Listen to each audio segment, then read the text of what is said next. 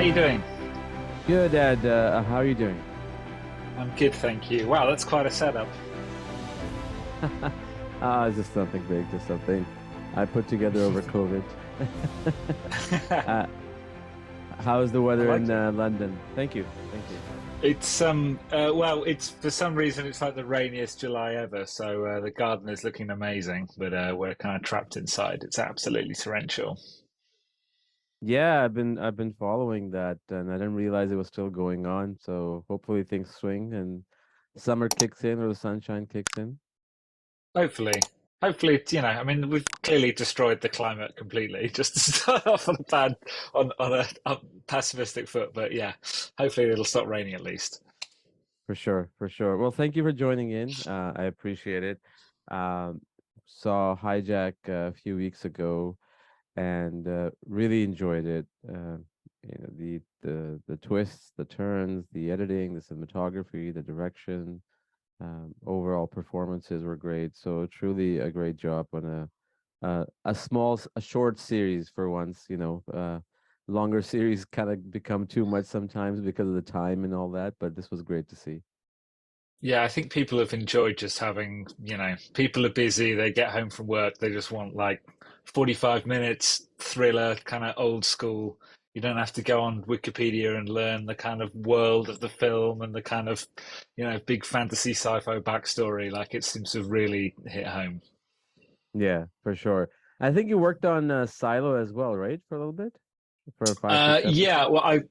well, I've been doing, or I was until the SAG strike have kind of paused matters. I've been working on Silo Series 2, so that was what I jumped onto after Hijack. So yeah, I'm doing the kind of last half of Series 2, and we were about 75% of the way through that shoot, and yeah, so now we will finish it at some point, I guess. But we need the actors and the studios to come to some sort of arrangement to finish that off. Right, right. But you didn't work on the first series, you're working on the second one, just to be clear. Correct. Yeah, Got correct. it. Yeah. So Got my it. stuff's not out yet. Well, I won't ask you any questions for that then, because I really enjoyed Silo as well. Again, very few times I actually watch series. I mean, I can just put them on my fingertips, from Star Trek: The Next Generation to Seinfeld to Breaking Bad, Better Call Saul, Hmm. Lost, and House of Cards. That's pretty much it. So it was good to see Silo in terms of the premise and in terms of story. It was very timely too, I find. Obviously, with the COVID stuff and all the For discussions sure. about what you're able to do and not. But that being said, we'll talk about it some other time. Uh, but It's tell, funny t t because I've been saying to my agent I'm now like the guy that shoots things in cylinders. Like we did horizontal cylinder for the plane and I did vertical cylinder for Silo. So I'm like next year I'd really like to go outside, like and get a job with some daylight. That'd be great. But no, the both shows have been great fun. Good, good. Well, before we even get into Hijack, I would love to know your story about how you got into cinematography, the film world, what inspired you, what your journey has been. Sure. Well, my father's an actor, kind of retired now, but like a jobbing actor. So I was kind of around that world. Theatre mainly. I'd spend my sort of school holidays joining him on tour and stuff, and I a few film sets, and so I kind of had a toe in the water, and then I started as a result of that working in theatre lighting. I kind of thought that was what I wanted to do, so I kind of did 5 or 6 years of starting out as a follow spot guy, like as 15 years old, and kind of climbing up in the lighting grids and stuff in my local theatre. Loved that world, and then that kind of led into working in film lighting rental. I did that for a bit. Mm. That was interesting because I'd sort of started being interested in photography and shooting short films and stuff like that. And the lighting rental place I worked for was kind of not super busy. Like they would have their few big shows they would do, and the rest of the time I just had this warehouse of lighting kit to play with. So I'd set up kind of trying to transfer what I'd learned in theatre lighting into screen lighting. And uh, then sort of that was all kind of before university. At university, some friends and I kind of got together. We were doing student TV and kind of awful things, and we started a production company together, which we just ended up shooting hundreds of corporate films, industrial films, like just if there's a headshot interview technique I haven't done, I'd be surprised. Just so that was great fun. So just years of traveling around the world doing headshots, documentary type stuff. And eventually went freelance as a DP. I'd along the way of doing the corporate stuff, I'd got into, like, I'd bought a Steadicam and I was kind of Mm, doing stuff, but you had it's that real tricky thing of, like, you to get someone to trust you as a DP, you sort of have to have done it, and to have done it, someone needs to trust you. So you get into this kind of endless cycle. In the end, I got really lucky because I had shot. There's a sci-fi comedy called Red Dwarf, which I was a huge fan of when I was younger, and I can't remember quite how, but I was put in touch with the creator of that show, Doug Naylor, and he wanted to shoot a pilot for something that was. This is when the Canon 5D had become a big right, deal. And right. he basically was like, I'm looking for someone young to do it for free. And I was like, well, I'm someone young that wants some credits, so this is going to work out great. And I love Red Dwarf. So we'd shot this pilot. It wasn't to do with Red Dwarf, but it went really well. And then just after that, Doug had another series of Red Dwarf commissioned, and I sort of had this, like, one tiny bit of leverage, and was able to turn that into a job as a camera operator.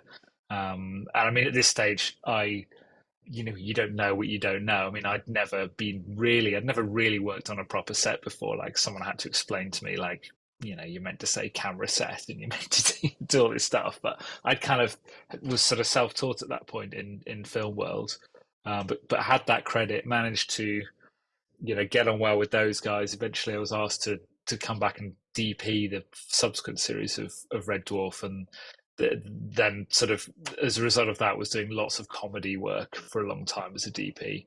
Um, and we'd be shooting kind of 10, 11 um, pages a day, so you're really thinking on your feet in terms of lighting. And just, I mean, it's interesting to talk about now because it now seems impossible that it ever came off. But eventually, lots of luck, managed to get into drama.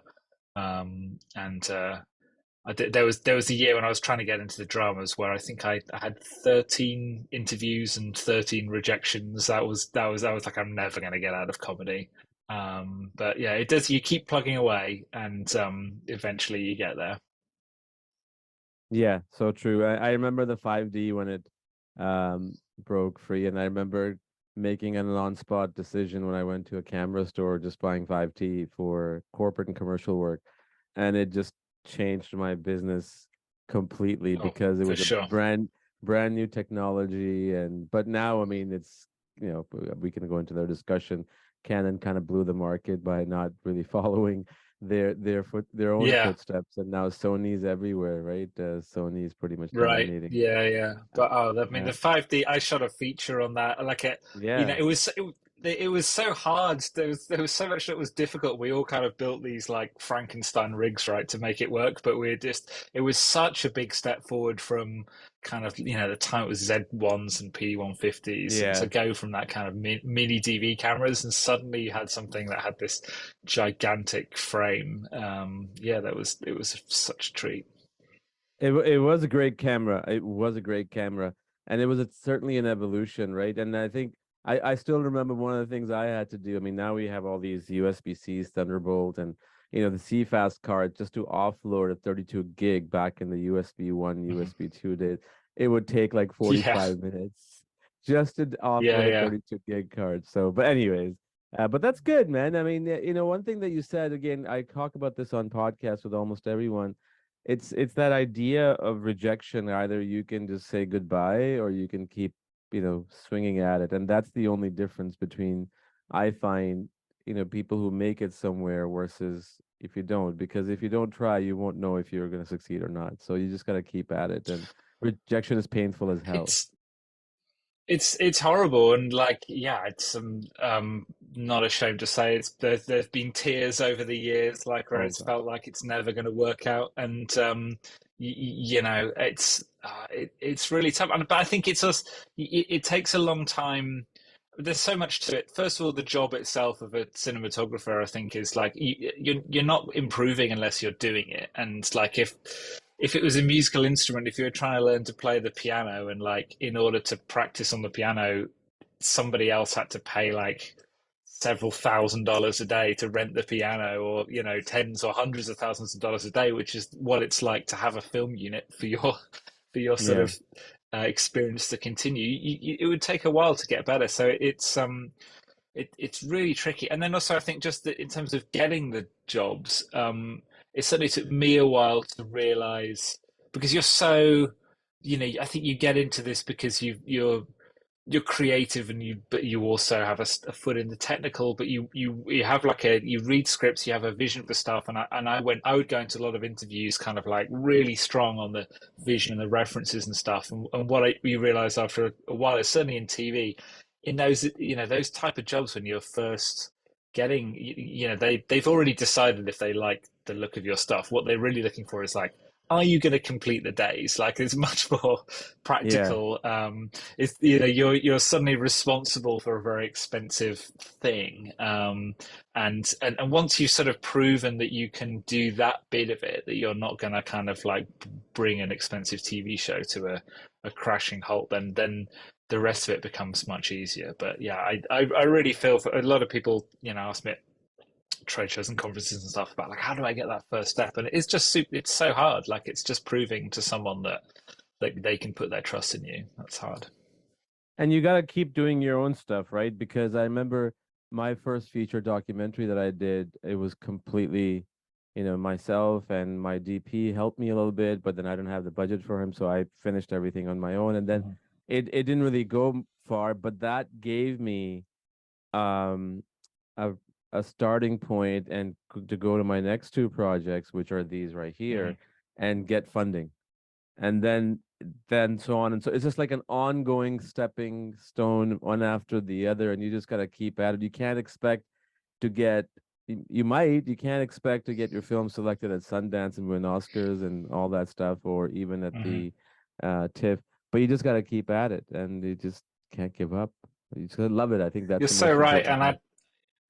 you've got to love it. And I don't know if this has been your experience, but like I think when you going back to my musical instrument analogy, like if you're trying to play a chord on a guitar or something, you get immediate feedback whether it's wrong. Like you just keep trying. But like with a film project, it's sometimes not until like not only have you finished it, but like so there's been some water under the bridge before you can really objectively look back and see what was good about what I did and what was bad. Because when you're in it, you're sort of submerged with detail, and it's difficult to judge. But like, so I don't really have any sense of whether I'm happy with stuff I've done until a couple of years after, and then I'll see something on repeat and be like, oh, actually, that was better. I really beat myself up about over that shot, and actually, that was there's a type of scene that I need to work more on. It's a long process to kind of get those in that improvement. It is, and I think the key is collaboration too, right? And I find that the first one that I did, again, because there was not much of a budget, I had to do everything. And then I thought Mm-hmm. I had it right, which I didn't. And then that taught me for the next two films to hire a proper editor because there was a budget. And then you look, and then you what the editor does for you is you think you got the film right, like you put together like a rough cut, and then she comes along and just right, like she just makes it so much better, and you're like, okay, this is Sure. even better. Now the next step is I don't even want to do the rough cut, like I just don't, Yeah, I yeah. just have a vision, just gotta go with it, and that's it. You hand it off. But because you've tried it yourself, you probably are so much better at communicating and understanding where the editor's coming from. I think that's really important. I think the most successful filmmakers are ones who have a real clear understanding, if not, complete expertise in all those different areas. Like Jim Field Smith on Hijack's a great example of a filmmaker who's just like, I mean, he certainly doesn't micromanage, but you can just tell he just understands exactly where people are, what to expect from people, where to push them further, like, and, what challenges they might be facing. And, and I see that, you see behind the scenes of Spielberg and whatever. I think it's the same thing. It's just like a mastery of all of the different components and being able to sort of synergize and get the best out of everyone. Yeah, yeah, so true. Um, going back to Hijack, how did you come on board uh after all the journey that you've sort of laid out to, working on a show on Apple TV Plus? Well, I'd been working on a Netflix show called The Last Bus, and the first AD on that brilliant first AD called Chris May, and we'd met a long time ago, but I hadn't sort of seen him for ages. And over the course of that show, he was like, "I think I'm getting a promotion to producer on this next job," and I was like, okay, that sounds really cool, but I think you don't want to immediately jump on people for a gig. Right. But as it turned out, the project he was talking about was Litvinenko, which was a show for Drama for ITV about the poisoning of Alexander Litvinenko, and that was directed by Jim Phil Smith. So as a result of that, I was able to. I mean, it's all kind of kismet, but for various reasons, Jim's dance card was open for a DP on that particular project, and because of knowing Chris over the years, I was able to get a meeting with Jim and got on super well. So we did this project for ITV, which I'm really proud of. It's four-part drama, but like What is it right in the called? style of the it's called Litvinenko,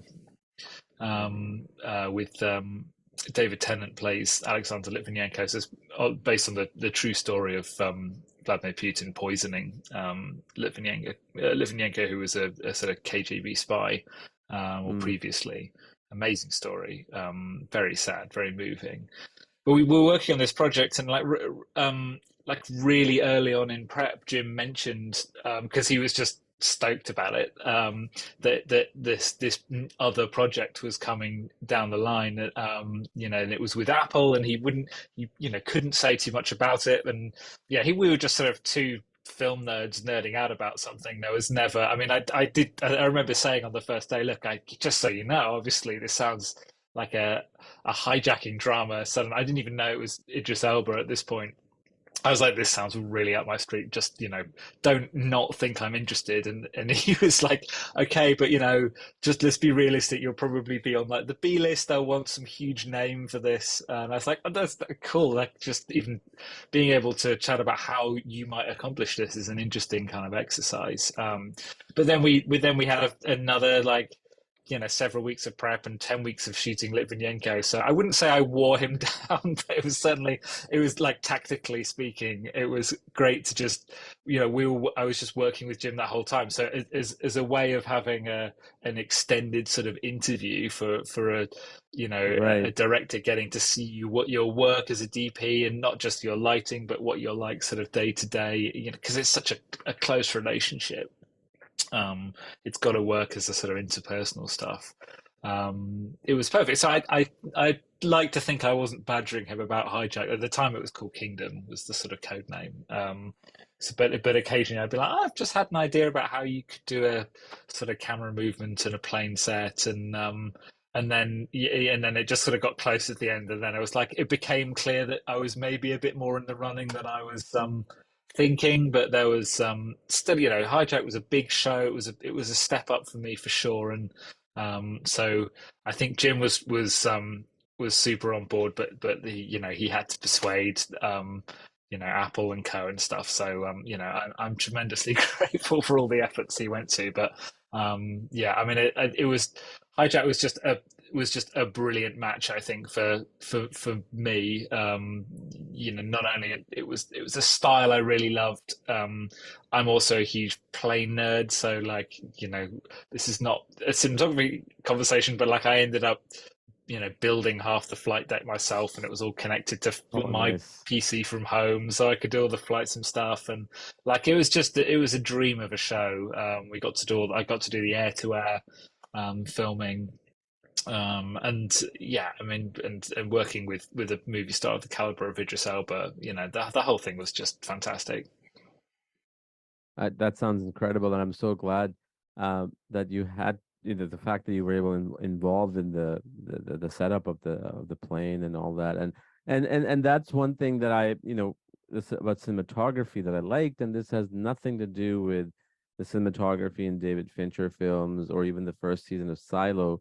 That's the style, like it's just very very dark. Like Silo, I remember when we started watching it, it took me 2 3 episodes just to get into it visually, but I Hmm. knew I knew when I was watching it, there's obviously a reason because they're trying to make you uncomfortable in this Hmm. environment, in this tight space. Sure. But and that's fine. I mean, I got obviously, used to it. But with Hijack, it was just not that it was just very normal, but it was just something that our eyes are used to over the years. Hmm. There's sunlight coming in during the Hmm. windows, but at the same time, it was stylistic. Like it had its original, uh, you know, palette. If you and I wondered, like when I was watching it, because I travel a lot, and it's not easy to go through those aisles. Let alone with a follow focus, camera crew, and Hmm. steady cam and all that. How did you overcome that? Like, because I mean, there's obviously was the same amount of distance that normally a plane aisle would have. Hmm. Well, thank you for saying all that, and that's exactly the vibe I was going for—a sort of heightened version of reality. But the um, one of the things I said really early on in the process to the producers and to Apple was that this is a precinct that we all know. Like we've all been on a long flight, and like sometimes you have nothing else to do but stare at the wall. So Yeah, it's like you're trapped there. It's not like I've done spaceships and fantasy and sci-fi and stuff when you have a lot more flexibility to be like, whatever, it's space. Like there's a light source that is pretty but makes no sense. This It had to make sense, and Jim was very, very clear from the start that he wanted to once that door closes of that airliner in Dubai, that you are in this pressure cooker, this pressure vessel with these characters, and we're not gonna cheat. We're not gonna make the sort of movie version of the set where there's just convenient space, and we're not gonna take seats out or take walls out. Like we never did that. So good. we had to create this environment that you felt like you were stuck in there with them, and because of the duration of the shoot, I mean, I'm fairly certain that no one has ever shot as long in a plane as we did on that production. I watched all the things you would think to watch and more. But most movies. Or TV shows with you might have a few scenes in a plane or something, but you're in and out. And even movies like United 93, Red Eye, etc. Like it's movie length. It's not 7 hours. So um, because of the just sheer duration of the shoot, like it was never going to be possible to you know to build the entire set on sort of hydraulics and be able to move it around and shake people up and stuff. Like we did that with the flight deck to a certain extent, but I was looking for a way that I could introduce movement into the set, but have a static set, and also be able to facilitate as much as possible, like not having lighting equipment coming into the plane. As you can imagine, the access of getting Mhm. 216 extras and casts, and then crew on top, in and out. It was difficult enough without having like, oh, there's 12 C stands and flags everywhere. Like so, we did, obviously you end up bringing stuff in to tidy up close-ups and stuff, but mainly that set was designed lighting wise to be able to shoot 360, and have ways of introducing shape and sort of interest that made me happy, into every shot quite quickly. And I think because I worked in theatre lighting for so long, it's now more common in film to have everything in a lighting desk, but that's kind of the whole world I came from. So I just try and build in as many practicals as possible into the set, and do a lot of my lighting sort of with the lighting programmer. So just kind of try. I mean, we had 6,000 control channels of lighting in that set to be able to Wow. just have the kind of granularity of control we get. Okay, this is where the camera's landing. it's Idris Elba. He has to look good. Like, what have we got in this vicinity that we can quickly build shape into? Because we're just like, if I say, okay, I need like 15 minutes to bring in flags and stuff, it was a crazy tight schedule, so we really had to shoot pretty quickly. We were averaging, I'd say, probably 6 pages a day, and complicated pages too. Like it would be, you'd have a half a page that involved the camera traveling up and down the entire set and all kinds of action. So Um, is it fair to say yeah. that you finished an episode in 8 days, 8 to 10 days? Um, I couldn't tell you in that metric because it was so like we were in and out of other sets. We Mm. certainly had days where we were doing that kind of page count, and there would be um but then we would go, because it was being edited all at the same time, we would occasionally go back and sort of in do additional action beats and bits and pieces as the editors kind of saw. I mean, I think the editing on the show is just absolutely Oh, it's phenomenal. I think phenomenal. those It guys, is. David Webb and Rob Frost, it's just beautiful. And I think, one of the key reasons it works as a thriller and I love reading the sort of reviews on Twitter and stuff of just people being on the edge of their seat. And I think it's um, obviously Jim centrally, but the editors kind of building that tension in is such a skill. But they would often have a shopping list of like, it'd be great if we just like there was never too many shots for them. There's whole sequences where the number of shots we got, well, they often didn't go back to a shot at all because we just gave them so much, and they were able to always kind of um, be moving to a fresh angle. It's kind of a remarkable feat on that side. Yeah, the editing, I mean, I remember I was watching with my wife, and obviously just like a story unfolds, like you have all these characters, and there's moments in and out where the editing is tension, where there's a lot of tension, but the last two or three, two for sure, maybe three if my memory serves me right, the amount of tension that got built up, and then the twists and the turns. I mean, that I remember I was on the edge of my seat, like literally sitting there, and it was just so thrilling to see things unfold. And you're like, of course that was the reason, but you don't see that because it was all done in such a way. In terms of lighting, the outside of the plane through the windows, did you guys have any Mhm. lights set up outside just to kind of give it a bit of a feel or Yeah, so one of the first things I did as a flight sim nerd, like I've been playing with flight sims since I was a kid, and like I did the flight from Dubai to London, like figured out where the sun was, like because um, we knew the exact time and date that the show takes place on. Unfortunately, the sun's kind of always on the left hand side. mm, So I was like, okay, because I want to do what is going to be a really expensive lighting rig. So I really wanted to, like, I've done plane um, scenes before, and you always want some kind of harder sun through the window.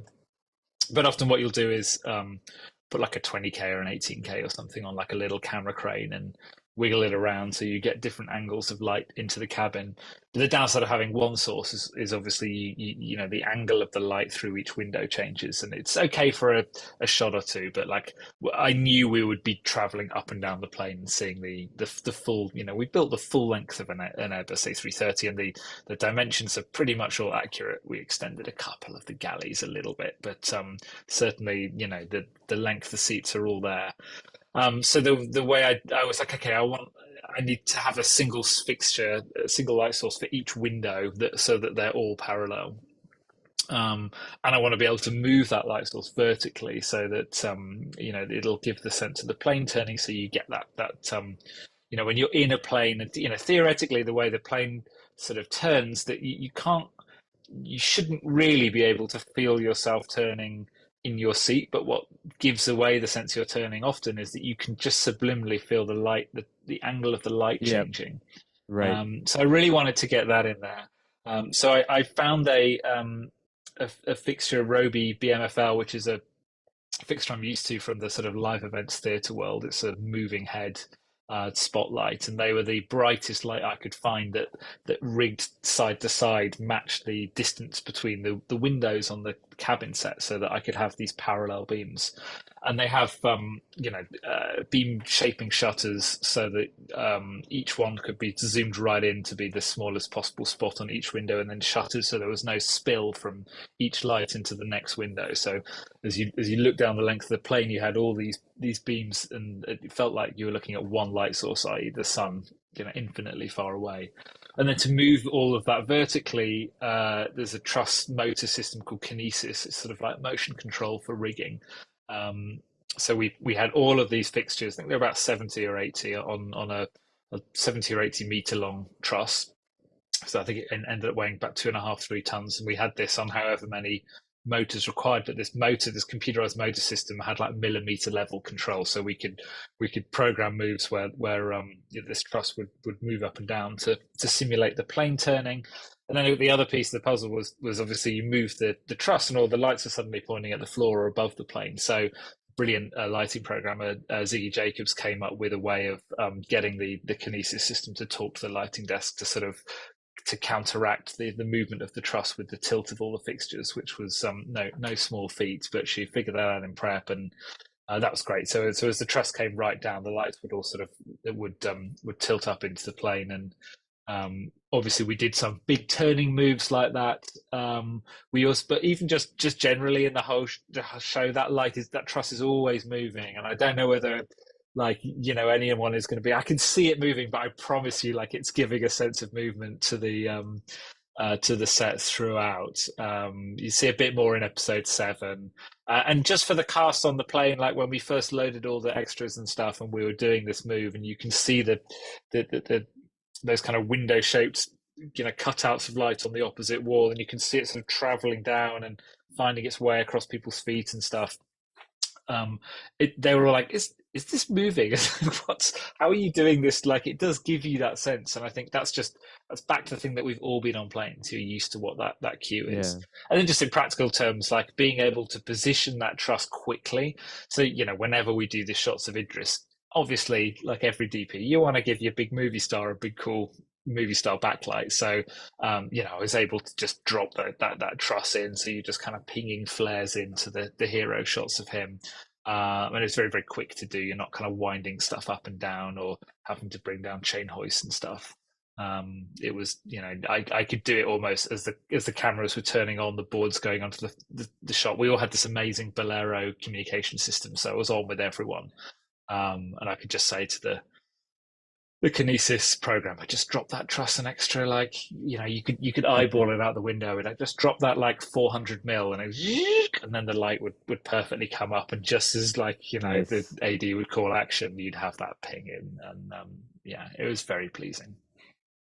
No, and I think in terms of that, what you just described, the movement of the light, even if it was off, which it wasn't to me, even though from the way in reality it looks, the great thing was that when you are engrossed into the story and to the characters, those things kind of you notice them, but in a kind of subconsciously way, and you don't Mhm. register if this is something. And I've had that happen to me in a lot of movies and TV shows, where if I start being nitty gritty about things, like, oh, that editing shot was bad or that visual was bad, then that means the storytelling is somewhere not there, Mhm. right? And that's a testament to the creators, of course, and the direction and the editing and performances as a collaboration, including your work.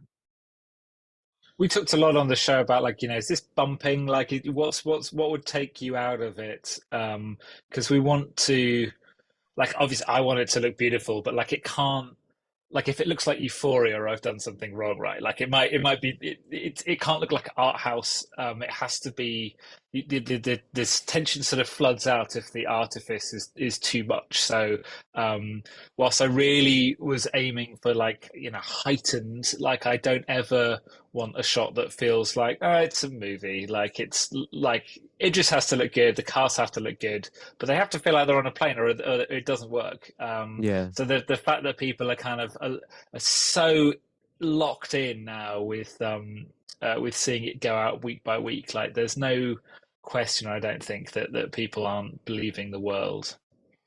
Yeah. One of the things I mentioned in my review was that people should watch this on the plane. And I was my brother-in-law, we were talking, and he's like, did you finish it? I said, yeah. I'm like, you should watch it. And I'm like, if you're because you're traveling in August, watch it on the plane. He's like, yeah, I will. And I'm gonna do the same thing with my kids. We're going on vacation in beginning of September, and we're gonna have them watch it on the plane because it's just not that it's not the same effect when you are not watching on the plane, but just the Yeah. idea that you're on the plane and imagining in the old days when the screens used to come down and everybody has to watch Oh yeah, one for movie. everyone watching it. Yeah. Yeah, if imagine It's if a bit like when everyone they was do the I love there's someone did a screening of Jaws and they did it like on an open air screen and everyone was floating in the water on like little oh lilos my or something God. with their feet dangling at night. So like yeah, that's an intense experience. So yeah, watching That's Hijack on scary. the plane. I don't know if it's going to be any of the first choice for the airlines for in flight. I think you're going to have to Oh take no, it they along on your won't. own devices.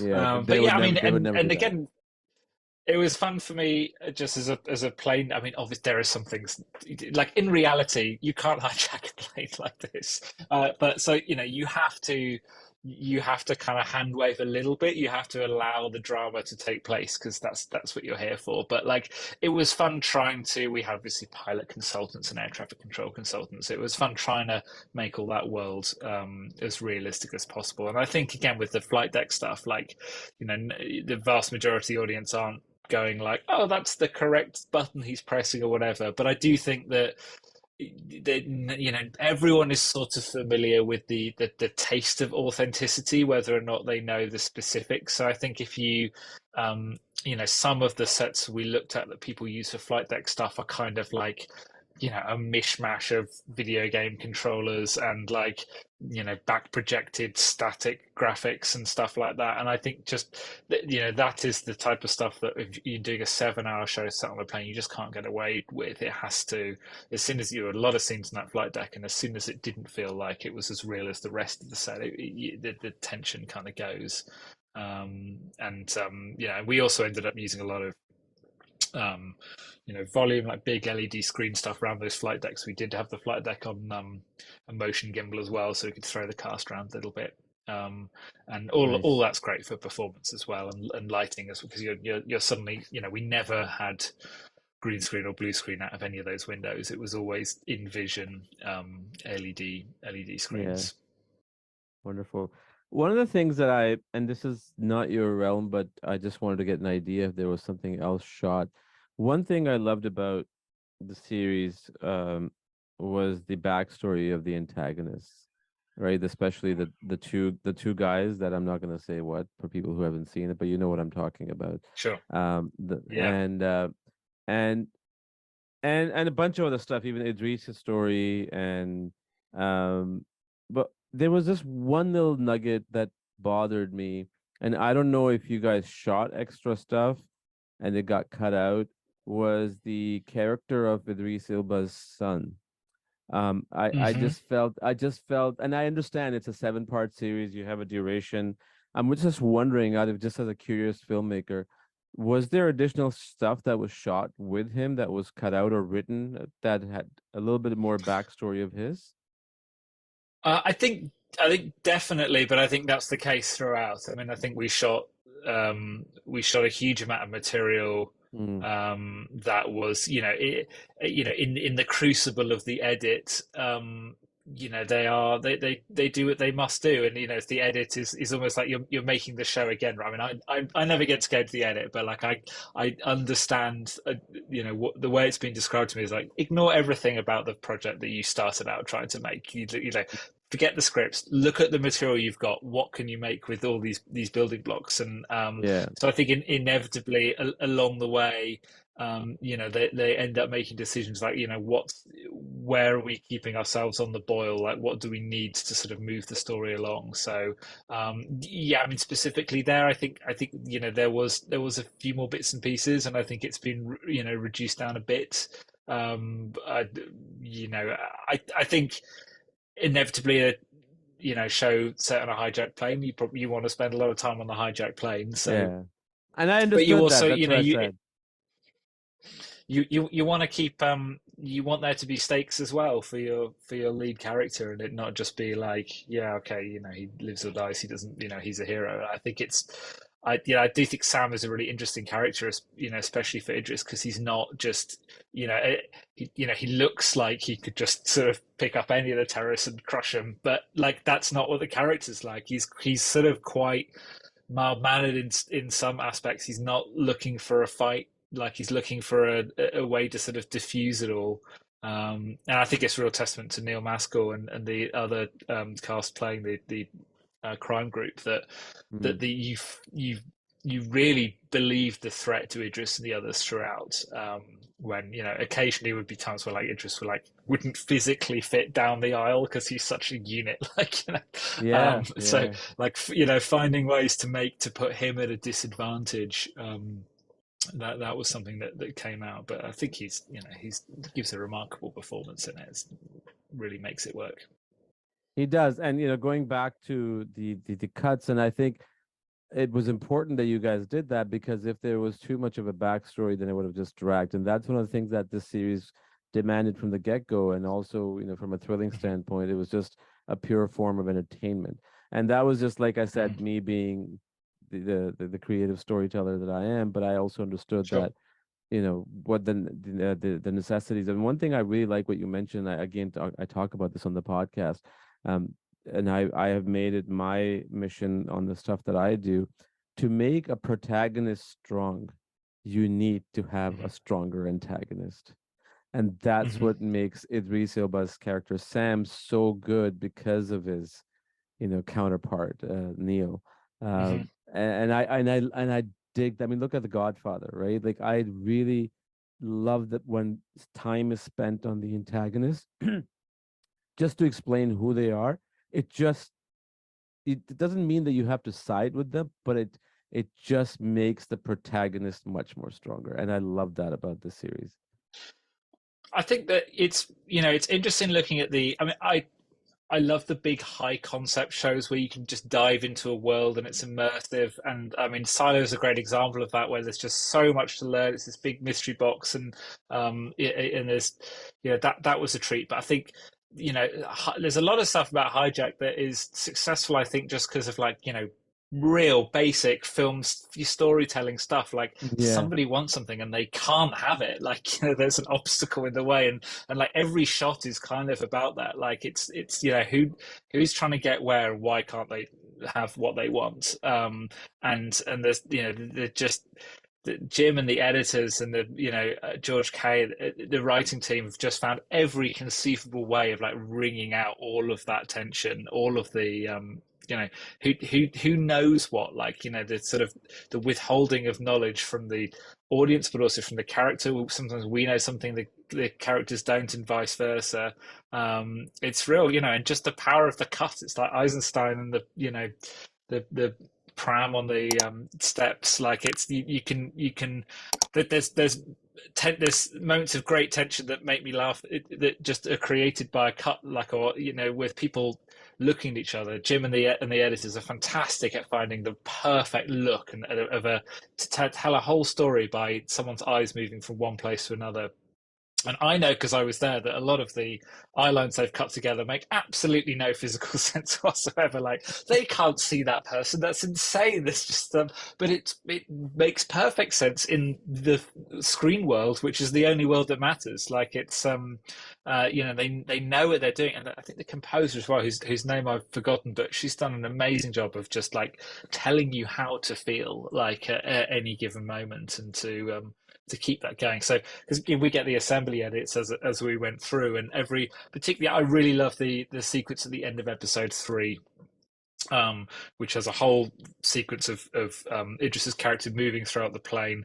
Things are Mm. finally sort of kicking off into more of an action world, and then at the end, a gunshot goes off, and we cut to an aerial shot I'm very proud of, that we just cling on to for ages. But that whole sequence, because of the way we shot it, we didn't always have the whole aircraft full of all of the essays. We'd have sections, so we'd have some days of all the first class people and all the business class people and all the Yeah. economy people, and because it's expensive to have everyone. So if you watch it, you'll notice there's lots of careful times where the hijackers are closing a curtain or something, which they're by closing the curtain, they're saving us bringing in like 80 people the next day.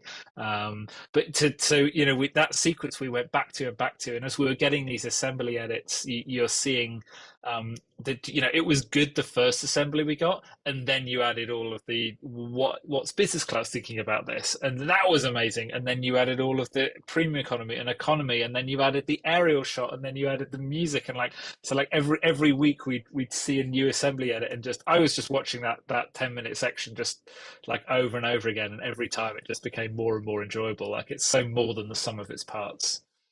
I'm glad you mentioned the music. I'm trying to get to speak to Anne Nikitin, who's the composer. I mean, She's a that genius. really, uh, not again, nothing to take away from writing, editing, and cinematography. The music, especially in the last few episodes, oh, I think that like really immense job in building the tension. It really did. It was just phenomenal. And it was one of those musics that is not like Star Wars or Crimson Tide or Yeah. Lion King, where it doesn't like you don't think about it like, oh, that's a great score, but it just, synergizes itself with the visual so well that you're in it. Well, I think she accomplished something that I was trying to accomplish, which is that you, with what you're doing creatively, it's in service of the script and the story. You're trying to do cinematography or score that feels the way you want the audience to feel, and you're not sort of doing your own thing. And I think when I was sort of imagining like the score from like Sicario. You set these very high bars for like thriller Yeah. music, and I think she passed all of them. I mean, it's if you watch that stuff with no audio, because when I was grading the show, there was no soundtrack before the final sound mix, and I keep trying to go to a final sound mix because everyone tells me that that's the most exciting bit. You finally really feel like your show's come together when you get the subwoofer going. But yeah, watch it with no music or temp score, and so such a treat for me to see the final. I think the sound design as well, like not just the music, but the level of detail. The editors were already amazing in the offline for sound design. Those were not like assembly edits. They were very layered and rich in Right. terms of sound. But the the final post sound team, I just think again geniuses. Like they built so much. They went out and For recorded sure. every conceivable sound effect, and yeah, it's beautiful to hear. No, sure. One thing you mentioned about the eye lines, it's not possible sitting in the plane looking at a specific person, a certain seat.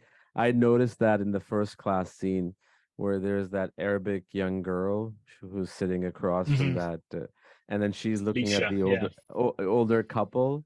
I mean, yeah, yeah, she would see the woman, but there's no way in heck that she's gonna see her yeah, husband on yeah. the other side. But yeah, like Oh, you for said, sure. like you said, it's just for the visuals of the audience. Like people forget Yeah, about yeah. those things.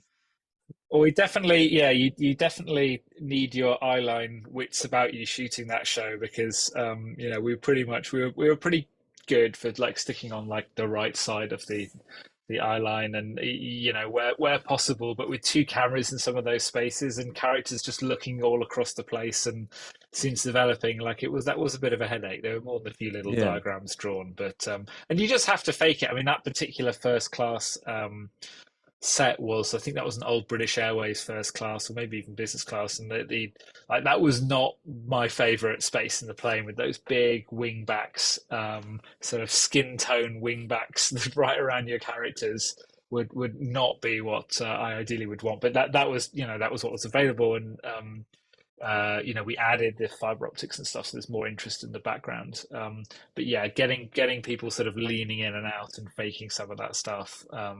There was you eventually find every possible place you could put a camera, and we were helped out a lot. We had the beautiful Alexa Mini LFs, but for Mm. some stuff we used a lot of the DJI Ronin 4D, which had come out just before. We had one of those, and that was just a remarkable tool for fitting in space, not only just fitting in tiny spaces and giving a sort of proper hand wheels, beautiful full frame look, that you could operate with hand wheels and felt. in keeping with the rest of the show.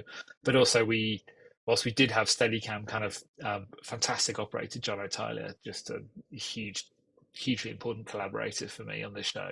Um, he would bundle up and down the aisle with the Steadicam, but we ended up doing loads of that actually with the 4D, and he would be holding this we call it the chicken cam because it looks like its head stays in the same place Yeah, as he yeah. moves the body around, and I'd be on the hand wheels outside the set, so he'd be able to sort of just slide the camera into the perfect place, and that was a really valuable tool. Nice. What was it different about shooting exteriors? When I say exteriors, I mean off the plane, like whether it's on the street or in the intelligence office meeting rooms or at the traffic control set. How was that from your standpoint, not just as a creative person, but just going into that different environment and being out of this tighter space? What was that transition like? Or were you guys going back and forth, or did you shoot everything on the plane first and that, or vice versa? Or Well, it was mixed. So we had a there was a beautiful set on the stage next door that was so the air traffic control, the UK air traffic control set, and the Collingswood House, which is sort of where all the government characters are, was kind of a composite set. It all backed onto itself and shared sort of walls, and mm, all of it looked out onto another giant LED screen. So the view out into London was all you know, just up on the screen, and we'd sent out the second unit to shoot sort of different plates for different times of day. Um, that was really and Andrew Purcell design did a great job of designing that set to sort of do all the things that would be a nightmare if it was green screen out there. So he built the whole set out of glass and reflective stuff. So you've got the real London skyline bouncing around in the set, and that gives you the just opportunity to find more interesting frames and like see a reflection of a mm. reflection. And not so great for the boom operator. He had a horrible time in that. Poor guy trying to hide the microphone. Um, but yeah, so that was just a different space to play around in, and try to, and then we did get to go on location, which always felt like a big treat to be allowed out of the stage, the plane stage for a bit. We had sort of two sections over the schedule of heading out, and yeah, you're just trying to keep it. I mean, the plane stuff just inherently is its own style and world. So that in terms of matching the other stuff, to try and introduce lots of sky and just connect the two worlds together as much as possible with the other stuff. But they're all sort of quite self-contained little precincts of their own, and towards the end of the schedule, we almost, I think at one point we had like 4 units shooting at once that Jim and I were trying to Wow. sort of simultaneously direct and shoot. We had remote, we had units on location doing stuff, and units shooting in all 4 stages on site at the Apple Studios. So there was a lot of moving parts, and um, Andrew Daniel, the colorist at Goldcrest, again, incredibly important collaborator to the look of the show. Just he gave everything that sort of thriller vibe. I like to think I got it most of the way there in camera, but it turns out that he just took it so much further, and that was really Right, right. exciting to see his take on it all. Just really beautiful work. Yeah, no, But I'm going to have to go at 1 o'clock if that's okay. yeah, yeah, that's But fine. I was just gonna wrap up anyways. I was just sure. gonna ask you, besides Silo, is there anything else up the horizon? Well, we'll see. I Silo will be the next thing out for me, I think. So I was lucky enough to go straight onto that. That's just a whole other beautiful world to play in. That's been a real pleasure. So I think people will enjoy season two. Just the most I can say about that. There's loads of fun to Yeah, come. A very different style of show for me. Like as you said earlier, it's much moodier. It's sort of soft top light stuff. So um, whereas Hijack was entirely me and I was designing that look from the start. Silo's been it's a different challenge because you're trying to uh, fit into a world that already exists and play in their playgrounds. Yeah, and then we'll see. So we need the strikes to resolve and get Silo finished, and that'll be the next thing out. great. Sounds good. I'm really looking forward to Silo and maybe season two. and maybe we can do a chat when it comes out and go through it. And thank For you so much sure. I'd for love that. joining, man. Appreciate it. It's been a real pleasure. I'm such a fan of the podcast. Oh, thank you so much, man. Appreciate it. Thank you so much. Take care. Speak soon. Bye, man. Yep, for sure. Bye bye. I hope you enjoyed this episode. Thank you so much for watching and listening. Don't forget to subscribe, like, share, and comment. And do come back for another episode. Until then, have a great day.